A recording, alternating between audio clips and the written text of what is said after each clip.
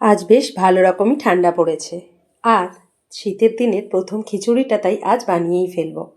তাই জন্য এখানে নিয়ে নিয়েছি চাল, এখানে আছে 2 রকমের ডাল, মুগ মুসুর মিশিয়ে নেওয়া হয়েছে, আর আছে টমেটো, কাঁচা লঙ্কা, অল্প কিছু শিমও নিয়ে নিয়েছি, মটরশুঁটি, ধনেপাতা, ফুলকপি। এই দেখো এই জোগাড়গুলো নিয়ে নিয়েছি। আর খিচুড়ির সাথে আছে গোল গোল করে বেগুন ভাজা। বেগুন ভাজা ছাড়া খিচুড়িটা কিন্তু ভালো লাগে না, তাই জন্য খিচুড়ির সাথে অবশ্যই বেগুন ভাজা বানাবো। আর তার সাথে বানাবো, এখানে কেটে নিয়েছি বড় বড় করে আলু, আলুর দম, বেগুন ভাজা, আর তার সাথে হবে খিচুড়ি। তো দেরি না করে চলো তাড়াতাড়ি রান্নাটা আরম্ভ করে দিই।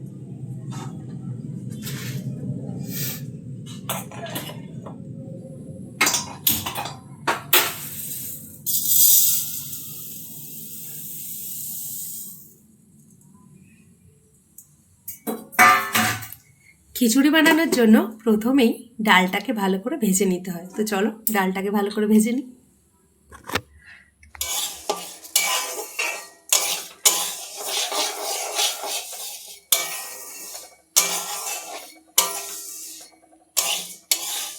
একদিকে ডালটা ভাজছি আর একদিকে জল বসিয়ে দিয়েছি।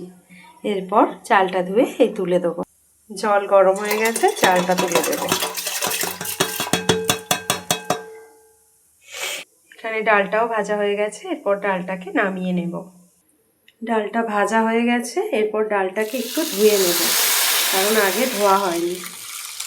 দেখো কিরকম ধোয়া উঠলো, গরম ছিল বলে। খিচুড়ির সাথে খাওয়ার জন্য বেগুন ভাজা একদম মাস্ট, তাই জন্য বেগুনেতে নুন হলুদ মাখিয়ে নিচ্ছি ভালো করে।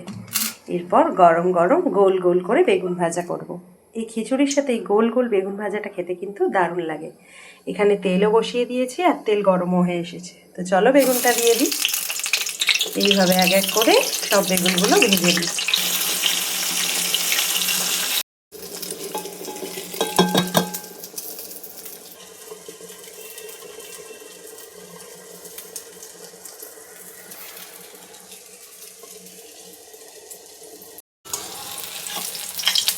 এই দেখো বেগুন ভাজা প্রায় হয়েই এসেছে। তো চলো এবার নামিয়ে নেওয়া যাক।